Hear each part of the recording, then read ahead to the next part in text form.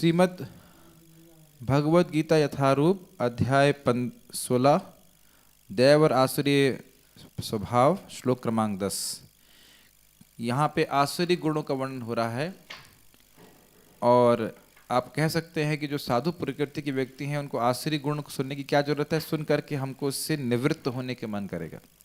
जैसे चौथे स्कंद में ध्रुव महाराज के वर्णन से पहले अधर्म के वंशजों का वर्णन है और उसमें लिखा है कि जब 3 बार कोई व्यक्ति सुनता है तो सारे पापों से मुक्त हो जाता है, क्योंकि उसको उससे घृणा होती है, कैसी अधर्म है, इसलिए सुनना चाहिए।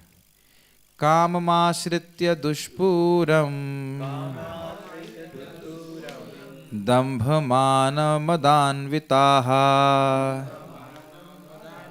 मोहात् गृहीत्वा सद्ग्राहान् प्रवर्तन्ते शुचिव्रतः। काममाश्रित्य दुष्पूरम् दम्भमानमदान्विताः मोहात् गृहीत्वा सद्ग्राहान् प्रवर्तन्ते शुचिव्रतः।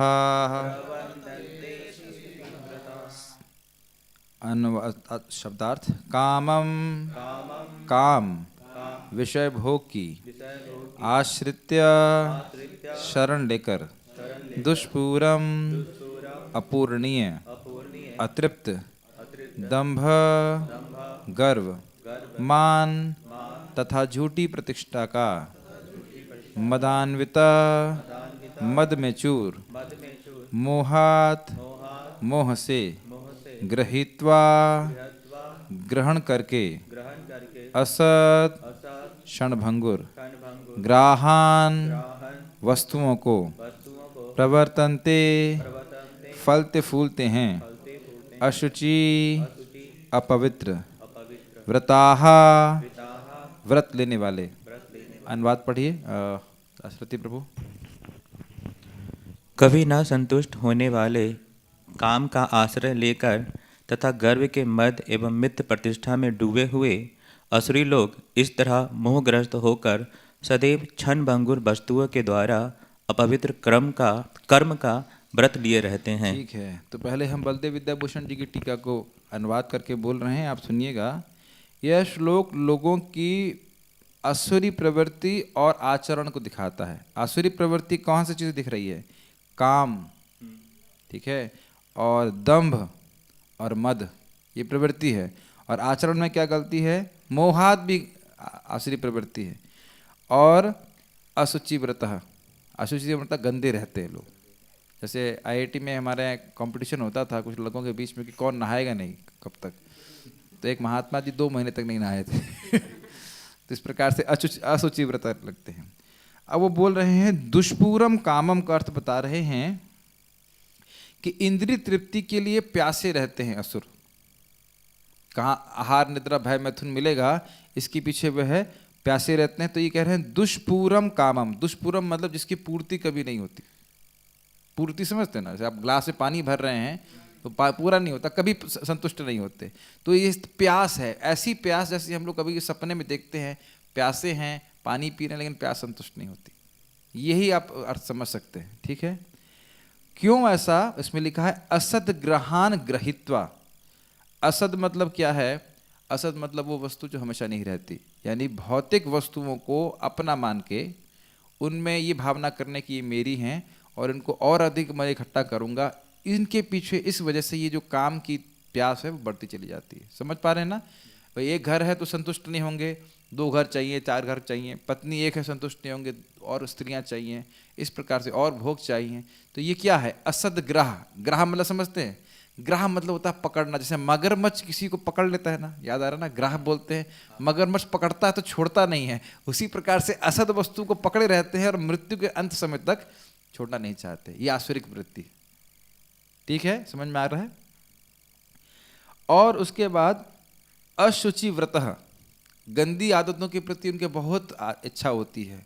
होटलों में जाना, मांस खाना, इस पे व्रत लगे करते हैं कि इन्हें तो करना ही है।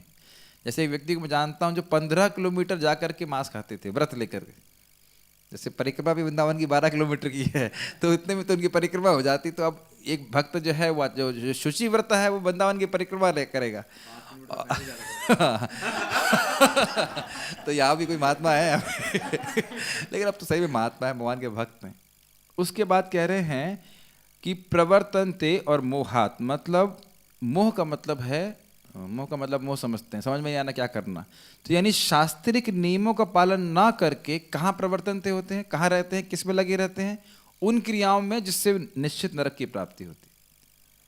आप उनको बोलो भगवत गीता सुनना है तो वो नहीं सुनेंगे। तो प्रवर्तनते अशुचि व्रतः मतलब मोह के कारण व्यक्ति केवल ऐसे गलत कार्यों में ही लगा रहता है। समझ में आ रहा है शब्दों का अर्थ? ठीक है। मोह के कारण असद को ग्रहण करते हैं और इस कारण से अशुचि व्रत में प्रवर्तन करते हैं, उसी में लगे रहते हैं। मेरे ख्याल से समझ में आ रहा होगा। अरे देखो एक बात बता रहा हूं, ये तो भगवान ने प्रेरणा दी है। जो आचार्य बोल रहे हैं एग्जैक्टली मेरे मुंह से निकला, मुझे मैंने ये टीका पढ़ के नहीं, इसमें बोल रहे हैं असद ग्रहण मतलब जैसे मगरमच्छ मगरमच्छ किसी अपने पशु को पकड़ ले, उसी प्रकार से भौतिक वस्तु को पकड़े रहते हैं। एकदम एकदम मेरे मुंह से निकल गया जो आचार्य भी बोल रहे हैं, मैं अभी बाद में बोल रहे थे तो मैं इसको बोल रहा हूँ। तो जैसे मगरमच्छ वस्तु को पकड़ लेता छोड़ता नहीं है, इसी प्रकार से असद ग्राह की तरह वो असत वस्तुओं के पीछे आसक्त रहते, भगवान को चरण को प्राप्ति नहीं करते। और फिर वो बोल रहे हैं किन चीज़ों के प्रति वो आकर्षित रहते हैं, धन, प्रॉपर्टी भी समझते हैं, प्रॉपर्टी क्या बोलेंगे हिंदी में, संपत्ति, यस संपत्ति, स्त्री, और एक मिनट रुकिएगा, ओके। तो वे कह रहे हैं कि धन, संपत्ति और स्त्री को जिनको रोकना बहुत मुश्किल है। समझ में आ रहा है? धन जब आपके पास, कितना सुंदर टीका है, धन को रखते हैं तो रखने में बहुत टेंशन होती नहीं, पाने में टेंशन, रखने में टेंशन।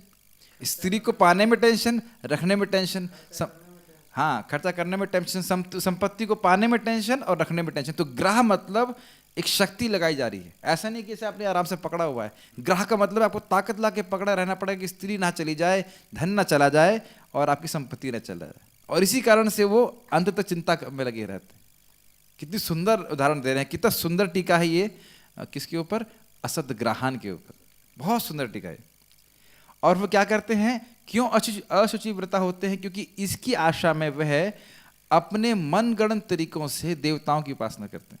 आप लोगों के घर में कोई कितने पितर की पूजा करते थे ना, कि वो इतने लाख रुपए खर्च कर देंगे, गंदे संदे तरीके, कुछ भी अपने मन के तरीके से पूजा करते थे और सोचते हैं कि हमें कुछ धन की प्राप्ति हो जाएगी, हमारी संपत्ति बनी रहेगी, यही तो उद्देश्य रहता है। तो यानी क्या देख रहे हैं, संपत्ति, धन, स्त्री जो कि बड़ी मुश्किल से रहते हैं, तो उनको असद ग्रह मतलब पकड़ के रखने के लिए वो देवताओं की पूजा करते हैं अपने मन के तरीके से, शास्त्र के अनुसार से, ये आचार्य बोल रहे हैं। इम्प्योर वाउज यानी कि अशुचि व्रत का अर्थ है मांस खाना, शराब पीना और भूत प्रेत मतलब शव उपासना जो तांत्रिक लोग करते हैं, ये सब जो है अशुचि व्रता में आता है। उसके बाद दंभ शब्द दूसरी लाइन में है कि पहली लाइन में है? हाँ, तो दंभ का अर्थ क्या है? दंभ का अर्थ पहले भी बता चुके हैं, दंभो दर्पो विमानश्च वाले श्लोक में। दंभ का अर्थ बहुत ध्यानपूर्वक सुनिए। दंभ का अर्थ है धर्म का आडंबर करना ताकि लोग जाने कि मैं धार्मिक हूं। क्या है धर्म का अर्थ? सॉरी, दंभ का अर्थ धर्म का आडंबर करना ताकि लोग जाने कि मैं धार्मिक हूं। जैसे हमने उदाहरण दिया था कि लोग बड़ी बड़ी दुर्गा पूजा के पंडाल लगाते हैं, और किसी भक्त ने बताया था कि दुर्गा जी की जो विग्रह है वो बहुत छोटा सा होता है, लेकिन पंडाल बहुत बड़ा सा होता है। और कंपटीशन इस बात में नहीं होता कि कौन अच्छे से भक्ति कर रहा है, कंपटीशन इस बात का होता है कि किसका पंडाल बड़ा है। तो दंभ यहाँ पे बोल रहे हैं कि वह अपने आप को बहुत धार्मिक प्रस्तुत करते हैं, लेकिन वह अधार्मिक होते हैं। दंभ का अर्थ समझ में आ रहा है आपको? ठीक है। और मान का अर्थ है कि वह घोषणा करते हैं कि उनकी तो बहुत सम्मान होना चाहिए। वहाँ पे भी मान का अर्थ यही बताया जाता है कि अपने को बहुत सम्माननीय मानना, प्रातः स्मरणीय, पूजनीय, वंदनीय मानना, लेकिन भगवान इसको कह रहे हैं ये सब निंदनीय है। ठीक है, तो इसके लिए मान शब्द का अर्थ ये हो गया। जबकि देखिए चैतन्य महाप्रभु हम लोग को कुछ बिल्कुल विपरीत बोल रहे हैं, अमानिना मान देना, ये धर्म का सार है। तो ये इस प्रकार से है। और मद का अर्थ क्या है? मद शब्द कहाँ पे आ रहा है? दंभमान मदान्वित। मद का अर्थ है कि वह अपने आप को प्रस्तुत करते हैं सर्वश्रेष्ठ व्यक्ति के रूप में, लेकिन उनके पास कोई गुण नहीं होता है। अपने आप को बहुत महान प्रोजेक्ट करते हैं कि हम ही तुम्हारा उद्धार करेंगे और हमसे बड़ा कोई गुरु नहीं है, या मैं ही भगवान हूं, लेकिन भगवान का कोई गुण उनके पास नहीं है। भगवान के भक्त का भी कोई गुण नहीं, कोई गुरु का भी कोई गुण नहीं है। भाई गुरु का कर्तव्य होना चाहिए कि बताए कि भगवान कौन है, जीव कौन है, उसका क्या संबंध है। जो मूलभूत बात है वो नहीं बताते, और फिर अपने आप को तथाकथित रूप से वो गुरु भी कहते हैं। तो ये दिखा रहा है मद का बड़ा सूक्ष्म अर्थ है, यानी कि अपने आप को प्रोजेक्ट करना कि मेरे पास कोई गुण नहीं है, लेकिन प्रोजेक्ट करना कि मैं बहुत बड़ा व्यक्ति हूँ, बहुत महान व्यक्ति हूँ। तो इस प्रकार के वो गुणों से युक्त रहते हैं। अब हम लोग प्रभुपाद, ये समझ में आ रहा है सबका अर्थ? हम एक बार रिवाइज कर देते हैं। वो कामम आश्रित्य दुष्पूरम, दुष्पूरम काम से युक्त रहते हैं, जिस काम वासना की कोई पूर्ति नहीं होती है, और इस कारण से वह असदग्राहा, यानी कि भौतिक वस्तुओं के प्रति आसक्त रहते हैं। वो भौतिक वस्तु क्या है? स्त्री, धन और संपत्ति, जिनको रखना बड़ा मुश्किल है। इस कारण से वह अशुचि व्रता होते हैं। क्यों होते हैं अशुचि व्रता? क्योंकि इन संपत्ति को करने के लिए वो देवताओं की उपासना करते हैं अपने मनगढ़ंत तरीके से। और अशुचि व्रता का अर्थ क्या है? मांस खाना, शराब पीना और शव उपासना इत्यादि करना। और मोह, हमने फिर इसके बाद क्या सीखा था? दंभ का अर्थ क्या था? धर्म का आडंबर करना, ये दिखाने के लिए मैं बहुत बड़ा धार्मिक व्यक्ति हूँ, हाँ, दिखावा करना। और मान का अर्थ था ये सोचना कि मैं तो बहुत सम्माननीय व्यक्ति हूँ। और मद का अर्थ ये है कि मैं प्रोजेक्ट करता हूँ समाज में, अपने आप को प्रस्तुत करता हूँ कि भाई मुझसे अधिक कोई गुणवान व्यक्ति नहीं, जबकि मेरे पास कोई गुण नहीं। ये सब मद है। दंभ और मद में क्या अंतर है? मैं सोच रहा था कि प्रश्न उठेगा। देखिए, मद का अर्थ बहुत तरह से हो सकता है कि मैं गुणवान हूँ, जरूरी नहीं है कि मैं उस समय धार्मिक क्रियाओं में लगूं। दंभ प्राइमरली बात यह है कि मैं धार्मिक होने का क्या नाम से दिखावा कर रहा हूँ। धर्म का आचरण ही दुनिया में इसीलिए कर रहा हूँ ताकि लोग मुझे धार्मिक माने।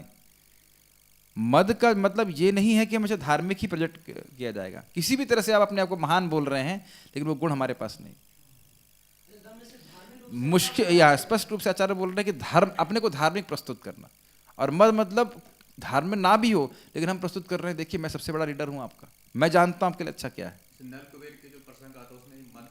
मद, हाँ, वहां पे मद का अर्थ है दूसरी तरह से। वहां पे मद का अर्थ है कि मैं बहुत महान व्यक्ति हूं, हमसे पर कोई श्रेष्ठ नहीं। लेकिन यहाँ पे मद का अर्थ आचार्य बता रहे हैं।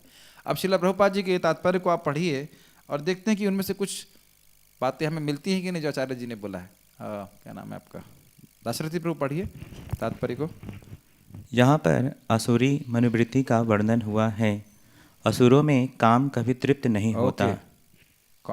काममाश्रित दुष्पूरम हो गया, ठीक है। वे भौतिक भोग के लिए अपनी अतिरिक्त इच्छाएं बढ़ाते चले जाते हैं। यद्यपि वे क्षणभंगुर वस्तुओं को स्वीकार करने के कारण सदैव चिंता मगन रहते हैं, तो भी वे मोहवश ऐसे कार्य करते जाते हैं। आपको याद आ रहा है, ये चर्चा किया था अभी हमने, मोह और काम का क्या था? ठीक है, पढ़िए। उन्हें कोई ज्ञान नहीं होता, अतएव वे यह नहीं कह पाते कि वे गलत दिशा में जा रहे हैं। क्षणभंगुर वस्तुओं को स्वीकार करने के कारण वे अपना निजी ईश्वर निर्माण कर लेते हैं, अपने निजी मंत्र बना लेते हैं और तदानुसार कीर्तन करते हैं। एक मिनट होल्ड करिए, बोलिए। अभी बात कर रहा था ना मैंने कि अपने देवताओं की सृष्टि कर लेते हैं, अपने ही मंत्र, मैंने नहीं, आचार्य जी बोल रहे थे। अब देखे ना कैसे प्रभुपाद एकदम बलदेव विद्याभूषण जी को फॉलो कर रहे हैं। दिख रहा है कि नहीं दिख रहा?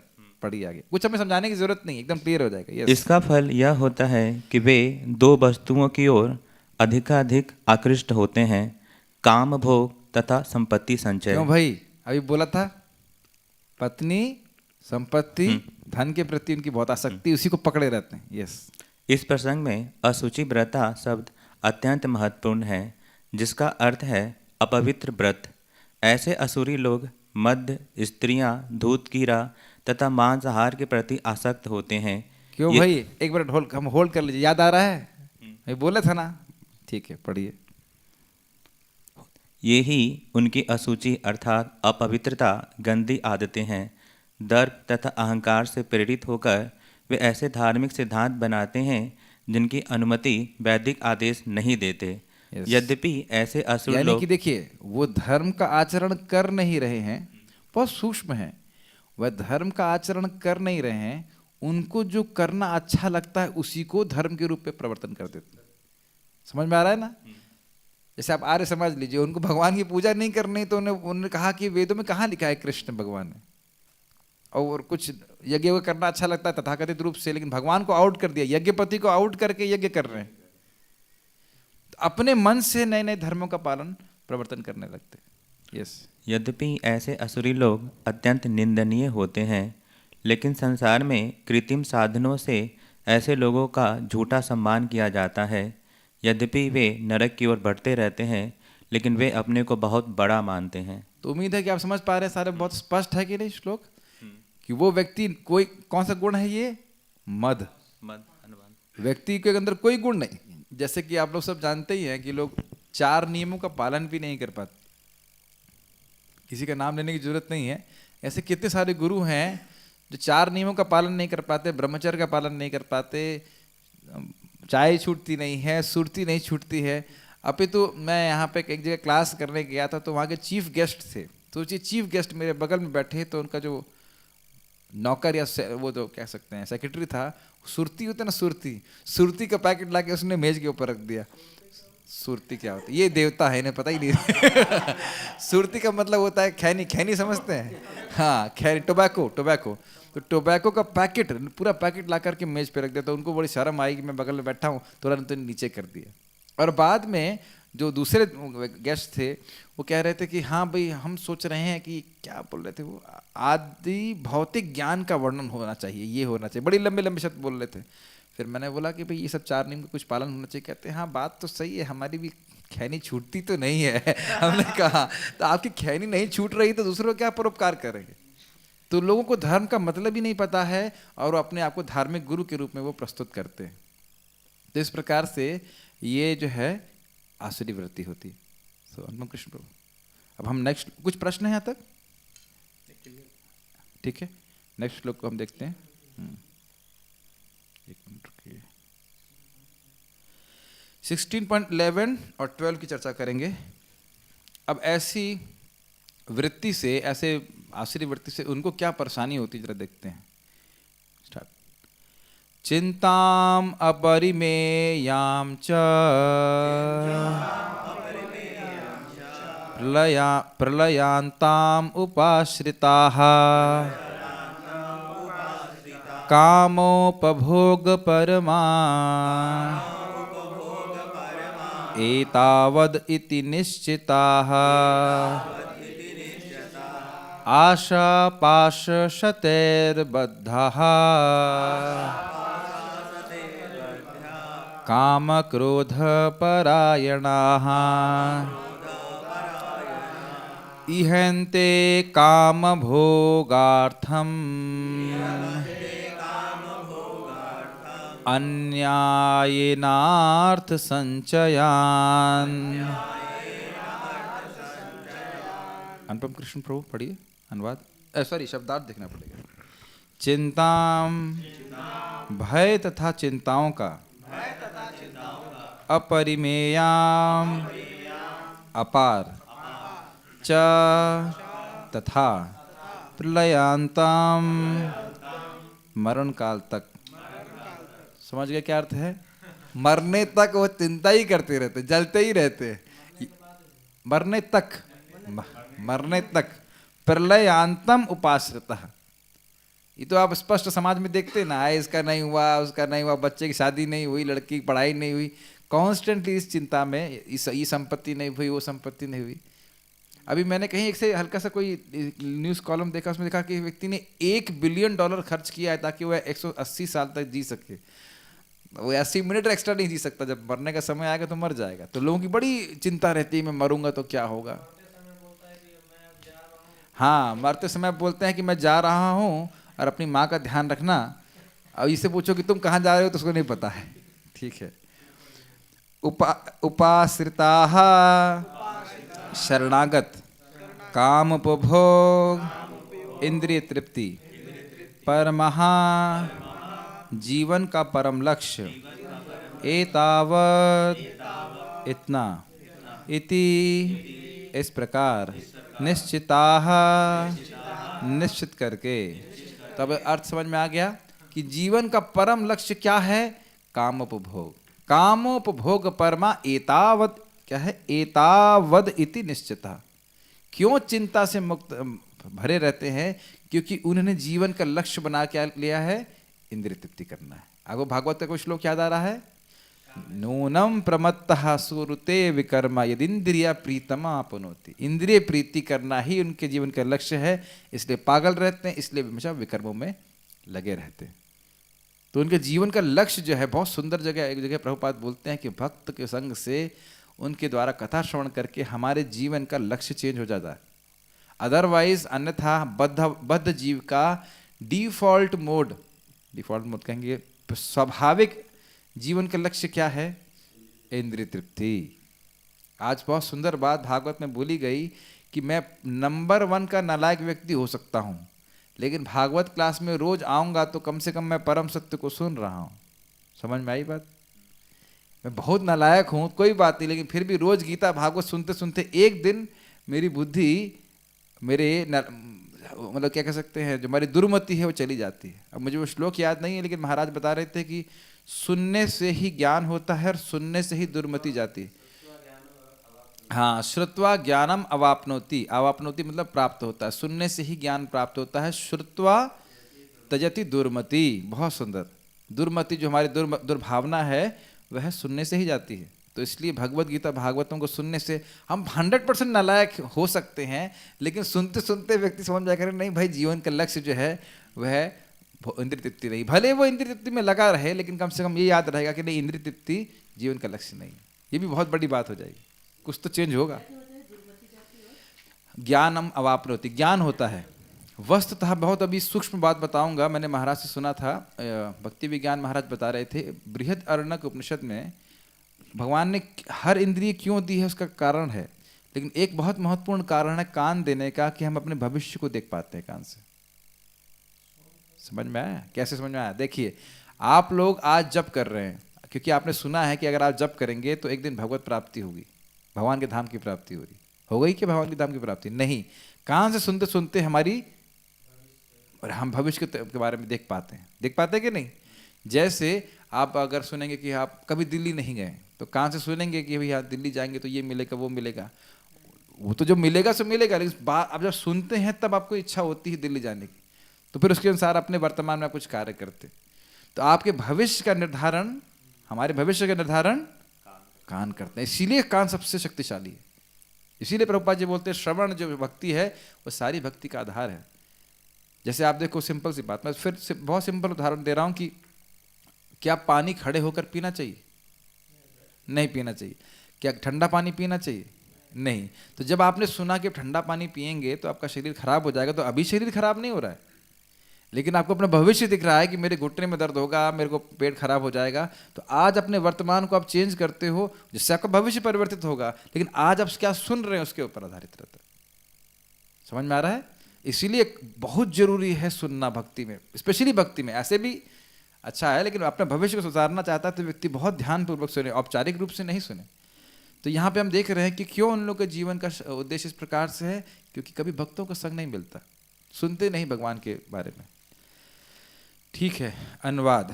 उनका विश्वास है कि इंद्रियों की तुष्टि ही मानव सभ्यता की मूल आवश्यकता है। इस प्रकार मरण काल तक उनको अपार चिंता होती रहती है। ये एक देख चीज इंटरेस्टिंग है अगर आप देखें तो, कि क्यों चिंता रहती है? क्योंकि काम तो पूरा होता नहीं है, और आप ये भी जानते हैं कि भोग से दुख का निर्माण होता है। तो पूरा जीवन वो भोग कर रहा है और वो ही नहीं समझ पा रहा है कि भोग करने से दुख ही प्राप्त होता है। आज मैं बहुत सुंदर बात महाराज की सुन रहा था, और बड़े ही महाराज ने गंभीर तरह से बताया। बोले ये काम और क्रोध पता है कैसे स्वामी हैं?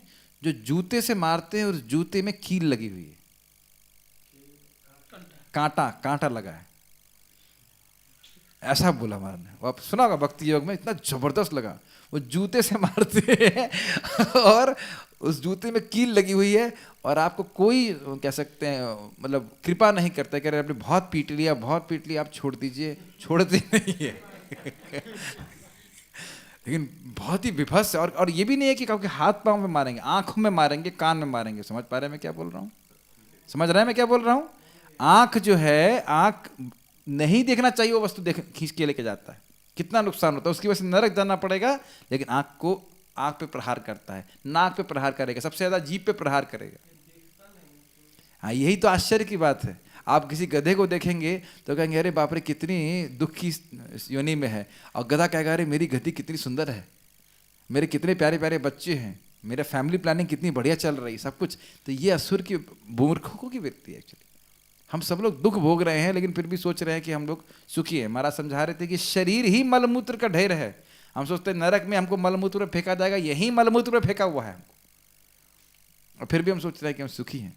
तो इसीलिए क्योंकि सुनना बहुत जरूरी, सुनेंगे तो धीरे धीरे हमारी बुद्धि ठीक है कि नहीं, ये जगत में हम सुखी नहीं है, नारकीय स्थिति में, नारकीय स्थिति में। और वो कोट कर रहे थे महाराज जी शंकराचार्य जी को कि नरक कहाँ है, ये शरीर ही नरक है अमेजिंग है, नरक लेके घूम रहे हैं किसी का और किसी का कुछ हो सकता है।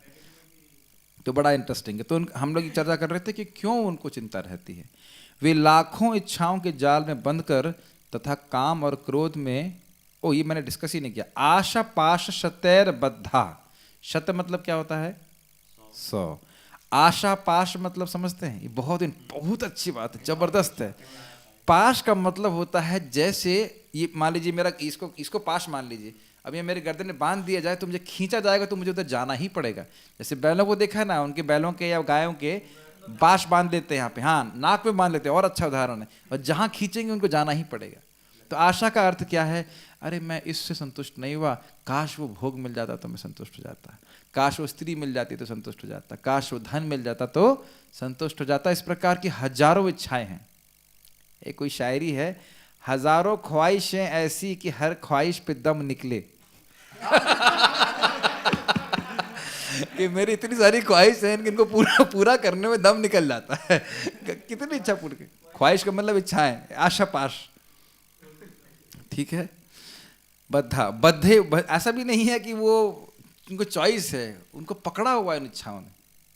बहुत बार जब से भक्ति में भी आता है तो ये आशा पास तुरंत तो समाप्त नहीं होती, धीरे धीरे हो जाती है, लेकिन हम महसूस करते हैं, एटलीस्ट महसूस करते हैं कि ये इच्छाएं हमको खींच रही हैं। काम क्रोध परायण, परायण का अर्थ समझते हैं? परायण का अर्थ होता है सेवक, सेवा करना, लगा रहना, मन से, वर्ण से, इंद्रिय से लगे रहना, सेवा करना। किसकी? काम और क्रोध की। जबकि भगवान गीता में क्या बोलते हैं? जो काम और क्रोध के वेग को सहन करता है, संयुक्त स सुखी नर, वही व्यक्ति युक्त है, वही व्यक्ति सुखी हो सकता है। ये काम क्रोध परायण व्यक्ति कभी सुखी नहीं हो सकता। वो तो कील वाले जूते की मलात खानी पड़ेगी, असुर लोग खाते रहते। इहन्ते काम भोगार्थम अन्य या अन्यान्येनार्थ संचयान। इहन्ते का अर्थ हमने क्या पढ़ा था? ऐसी इच्छा करते हुए इंद्रिय भोग के लिए व्यक्ति दूसरे का अन्यान्य मतलब दूसरे का धन को संचित करते हैं। बहुत सुंदर बात अभी मैंने सीखी। महाराज बता रहे थे कि जो अमीर व्यक्ति है उसका जो धन है वह गरीबों का संचित धन है, तो इसलिए इस धन का उपयोग अन्यों के कल्याण में ही होना चाहिए। तो लेकिन यहाँ क्या करेंगे? सारा धन इकट्ठा कर लेंगे और दूसरों को कुछ भी नहीं देंगे। तो अर्थ तो आप मेरे ख्याल से समझ रहे होंगे। अनुवाद देखते हैं। उनका विश्वास है कि इंद्रियों की तुष्टि ही मानव सभ्यता की मूल आवश्यकता है। चर्चा कर ली हमने। कौन सा शब्द है ये? कामोपभोग परमा। इस प्रकार मरण काल तक उनको अपार चिंता होती रहती है। कौन सा शब्द है? प्रलयांतम उपाश्रितः। वे लाखों इच्छाओं के जाल में बंद कर, अर्थात संस्कृत वापस रिपीट कीजिए, आशा पाशा शतैर्बद्ध तथा काम और क्रोध में लीन होकर, काम क्रोध परायण, इंद्रिय तृप्ति के लिए इहेंत काम भोगार्थम अवैध ढंग से धन संग्रह करते हैं। अन्यायेनान अर्थ संचयान। अब हम जरा बलदेव विद्याभूषण की टीका को देखते हैं। हाँ, बहुत छोटा सा टीका ने किया है। कह रहे हैं कि मृत्यु के समय तक उनके मन में असीमित भोग के विचार रहते, ये चाहिए वो चाहिए वो चाहिए, जिनको वो प्राप्त करना चाहते हैं। और इस कारण से उनके जीवन का केवल एक ही उद्देश्य होता है, और वो होता है कि इंद्रिय भोग के विषय में किस प्रकार से अपने को पूरा निमज्जन कर दें। काम उपभोग परमा, अर्थात समझ में आ रहा है सीक्वेंस? मन में इच्छाएं हजार प्रकार की हैं, इस कारण से उनके मरने तक उनकी केवल यही इच्छा रहती है, कैसे मैं अधिक से अधिक इंद्रिय विषय का भोग कर सकूं, उसी में डूबे रहे। प्रभुपाद जी बोलते हैं, प्रभुपाद बोल ही रहे थे कि वहां पे देखे थे कि 90-90 साल के लोग भी जो है नाइट क्लब में जा रहे। तो ये हमको भागवत से भी सुनने को मिलता है ना, प्रसंगमजरम पाशम आत्मनम आत्मनः कवयो विदु स एव साधुषु कृतो मोक्ष द्वारम अपावृतम। काम वासना अपने आप नहीं चली जाती है, बल्कि बोला जाता है अजरम पाशम, बूढ़ा व्यक्ति बुढ़ा हो जाता है, लेकिन ये जो पाश है, कौन सा पाश था ये? आशा पाश सतैर, ये आशा पाश से समाप्त नहीं होती। इसके लिए भक्तों का संग करेंगे तब फिर ये खत्म हो जाता है। और कह रहे हैं निश्चितः, मतलब उन्होंने बिल्कुल पक्का पूर्ण विश्वास है। बोलते ना निश्चित ऐसा ही होगा, निश्चित ऐसा ही होगा। अगर आप बोल रहे हैं तो उसका अर्थ है आपको पूर्ण विश्वास है कि ये चीज ऐसी ही है। तो यानी वो लोग कन्विंस्ड हैं। कन्विंस्ड का मतलब समझ गए आप लोग? कन्विंस्ड का मतलब क्या होता है हिंदी में? नहीं, कन्विंस का मतलब समझ नहीं होता। कन्विंस का मतलब पूर्ण विश्वास है, श्रद्धा है कि भाई इंद्रिय तृप्ति के द्वारा ही मैं सुखी होऊंगा। जैसे मैंने एक बार एक व्यक्ति को बोला, वो डॉक्टर थे, कि मैंने कहा कि अवैध स्त्री संग का अर्थ क्या होता है? अवैध स्त्री संग का अर्थ है कि भाई पर स्त्री गमन नहीं करना और अपनी पत्नी से भी केवल संतान उत्पत्ति के लिए ही संग करना। तो कहते वो मुझे कहे, अरे तो फिर जीवन में सुख कैसे मिलेगा? तो उनके जीवन में कंसेप्शन यही है कि अपना खून बहाते रहो और यही सुख है। तो ये निश्चित एतावद एतादेव क्या था? एतावद इति निश्चिता, कि भाई इंद्रिय तृप्ति करेंगे तभी सुखी हो सकते हैं। और वो कह रहे हैं एतावद का मतलब इससे अधिक और कुछ नहीं है भाई। चार वाक्य क्या सिद्धांत है वो? भूल गया मैं। यावत जीवेत सुखम जीवेत ऋणम कृत्वा घृतम पिबेत। तो ये सिद्धांत है भाई, और कुछ नहीं करना, कोई भजन वजन नहीं करना, कोई स्वर्ग नहीं है, स्वर्ग भी नहीं, क्या नाम से, कोई भगवत धाम वगैरह कुछ नहीं है। बस अब यहीं जो है सो है, यहीं खूब मजा करो, मस्ती करो। ये इंग्लिश में, हाँ इंग्लिश में से कहते हैं हीडोनिस्टिक फिलॉसफी, खाओ पियो मजे करो ऐसे करके। ओके, लास्ट लाइन क्या बोल रहे हैं? हाँ वही बात बोल रहे हैं, मैं पहले ही बोल दिया कि ये क्या नाम से, मरने के बाद कोई सुख की चिंता मत करो तुम, बस यही जीवन है, इसी को खाओ पियो मजे करो। हाँ, अगर कुछ पूछ रहे हैं तो माइक के पूछिए ताकि सब लोग सुन सकें। यस, आ जाएगा। वेरी नाइस, आप बोलिए, मैं फिर रिपीट करूंगा। हाँ जी, जैसे मैंने बताया, व्रत ले लिया इंद्रिय तृप्ति, संसार में लोगों ने व्रत रखा है। हाँ ठीक है, कि हमको इंद्रिय तृप्ति में ही सुख है और यही हमारे जीवन का लक्ष्य है। एक्चुअली उनको पता ही नहीं है कि और कुछ है, उनका गलती नहीं। देखिए, ये बहुत अच्छी आपने बात करी है। इसलिए हर वैष्णव को कृपा सिंधु होना चाहिए। ऐसा नहीं है कि अगर आप बताओगे तो कोई भी आपकी बात नहीं सुनेगा। तो आपने किसे सुनी बात? किसी ने बताया ना। तो जब ये बहुत अद्भुत बात है, यही महाराज बता रहे थे, भ्रमिते भ्रमिते यदि साधु वैद्य पाए। ये कील वाले जूते की लात खाते खाते किसी भाग्यवश किसी साधु वैद्य, साधु जो वैद्य का काम करते हैं, उनका संग मिल गया, तब क्या लिखते हैं, मंत्र पिशाची पलाए। क्योंकि उस साधु के द्वारा जो मंत्र दिया जाएगा, उस मंत्र के द्वारा जब जप करेगा हरे कृष्ण मंत्र का, तो पिशाची पलाएगी, तब काम क्रोध परायणता खत्म होगी, अन्यथा कोई तरीका नहीं है। जो आपने बोला बिल्कुल सही बात है। भक्तों का संग मिलना चाहिए। हमारे हृदय में इच्छा होनी चाहिए कि हम कम से कम मरने से पहले कुछ लोगों को तो हम भक्ति की शुरुआत तो करा दें। ये बहुत ध्यान पूर्वक सुनिए कि कोई व्यक्ति भक्ति में नहीं आ सकता है अगर उसने भक्ति का संपर्क पहले ना किया हो। तो कम से कम आपके संग में जो लोग आ रहे हैं वो भक्ति का संपर्क तो प्राप्त करें। आज ही हमने सुना था कि मार्कंडेय ऋषि जी ने पिछले जन्म में, नारद पंचरात्र में वर्णन आता है, केवल अनजान में अपने पिता के संग जा रहे थे और वो भूख लग रही थी उनको खान, तो रास्ते में कुछ चावल पड़ा था, वो चावल कुत्ता खा गया था। अरे ये तो नहीं खाना चाहिए, लेकिन फिर उसको उन्होंने, उनके पिताजी मना कर रहे थे, फिर भी उन्हें धूल करके उसे खा लिया और वो भगवान का प्रसाद था। तो आगे जा करके बहुत बड़े ऋषि, मार्केट ऋषि बनते हैं, उनको भगवान के नारायण, नर नारायण की प्राप्ति होती है। तो मैं खाली बोल रहा हूँ कि कम से कम भक्तों को ये जरूर देखना चाहिए कि जिनके संपर्क में हम आ रहे हैं किसी तरह भक्ति का संस्कार तो मिले। यस, कुछ उनको देखकर हमको ईर्ष्या भी नहीं करना चाहिए।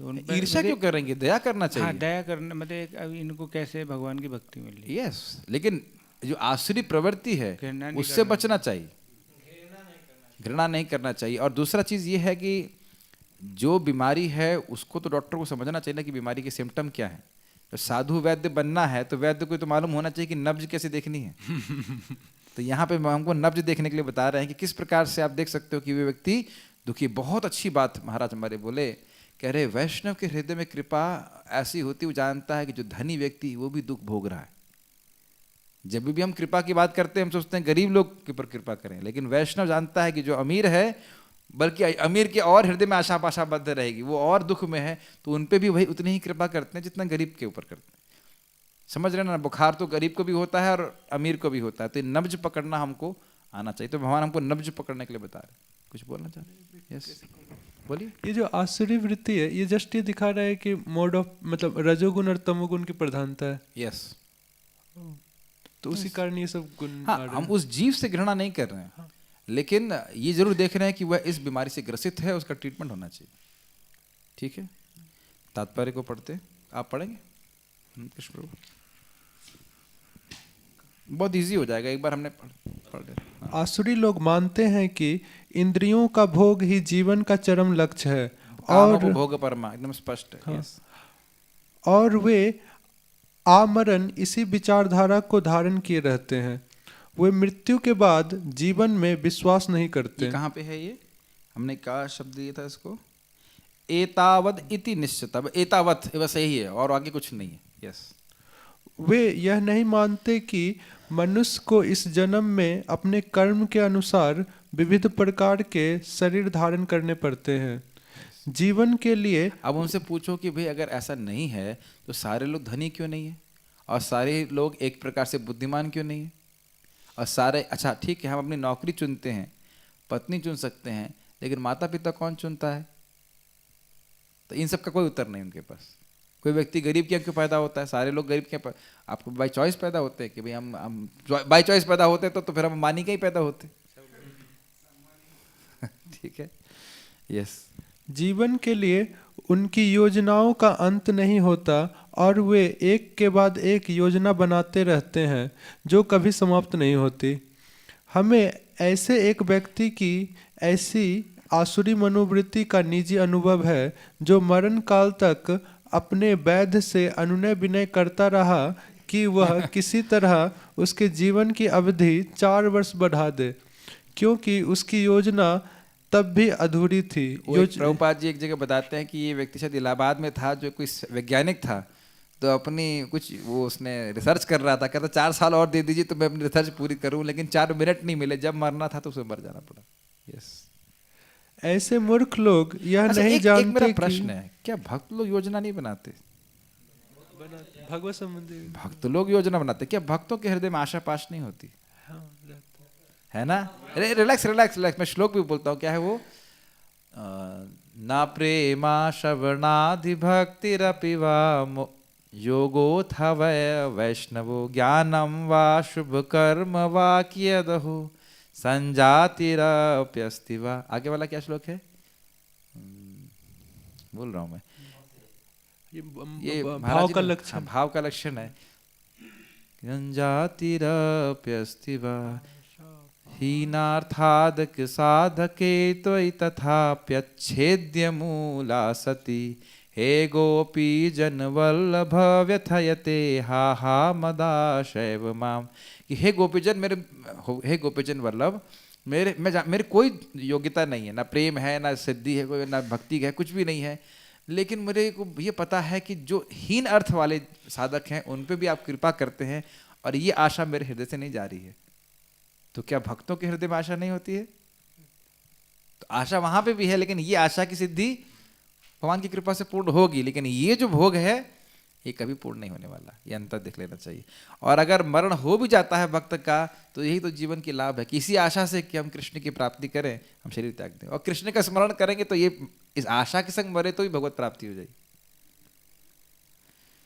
खैर ये तो अलग विषय ही हो जाएगा, लेकिन बात यह है कि आशा की गुणवत्ता बिल्कुल अलग है। यस, ऐसे मूर्ख लोग यह नहीं जानते कि वैध क्षण भर भी जीवन को नहीं बढ़ा सकता। जब मृत्यु का बुलावा आता है तो मनुष्य की इच्छा पर ध्यान नहीं दिया जाता। प्रकृति के नियम किसी को निश्चित अवधि के आगे क्षण भर भी भोग करने की अनुमति प्रदान नहीं करते। इसे समझ लेना चाहिए कि ये बहुत अच्छी बात है।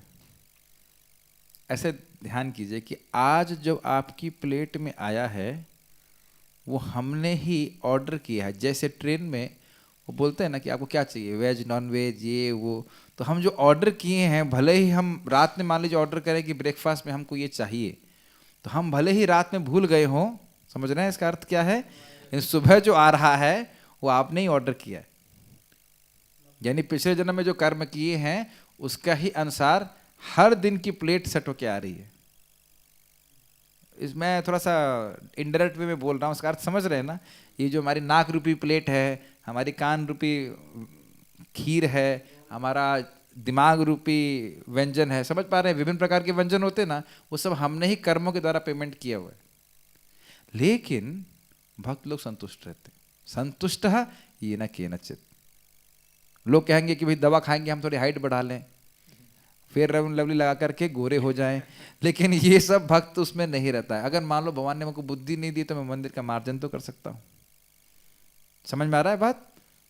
ये जो प्लेट मिली है, ये जो भोजन मिला है, शरीर रूपी या बुद्धि रूपी जो भी योग्यता मिली है, बस वो कृष्ण को समर्पित करना है। उससे वो किसी से कंपटीशन नहीं करता, वो बेहतर होने का प्रयास नहीं कर रहा। और ये भी ध्यान देना चाहिए कि जो भी योग्यता मिली है उसको यूज करने में हिचकता भी नहीं है, ये बहुत ध्यान देना चाहिए।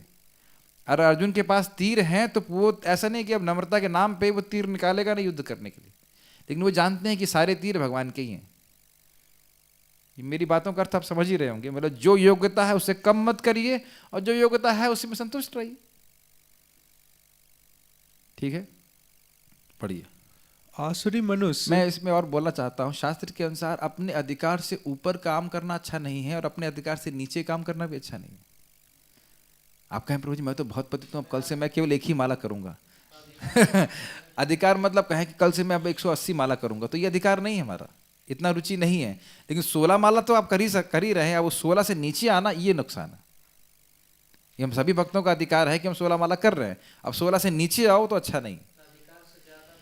अधिकार से ज्यादा का मतलब है कि आप कहें कि मैं कल से 180 माला करूंगा, तो फिर टपक के नीचे आ जाएंगे। या मैं जगत गुरु हूं, मैं हाँ, या मैं जगत गुरु हूँ, पूरी जाके पूरी दुनिया में प्रचार करूंगा, ये करूंगा। अपना ही भक्ति नहीं हो पाएगी। सभी जीवों का पाप मेरे सर पे आ जा रहे, तू अपना ही पाप मैनेज नहीं कर सकता। जिसे कहते हैं अधिकार से अधिक काम करना, लेकिन अधिकार से कम भी नहीं करना चाहिए, ये भी दोष। पढ़िए।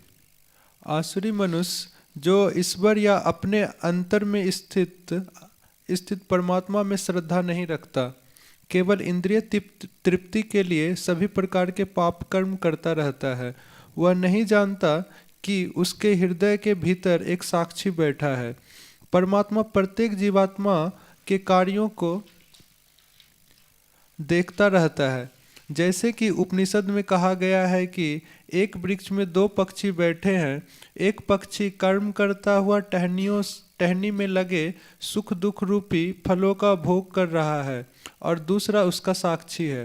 तो ये आप जान सकते हैं कि प्राय ऐसे असुर लोग क्या बोलते हैं, भगवान कहाँ है, भगवान को किसने देखा है, मुझे भगवान दिखाओ, बोलते हैं ना इस प्रकार से।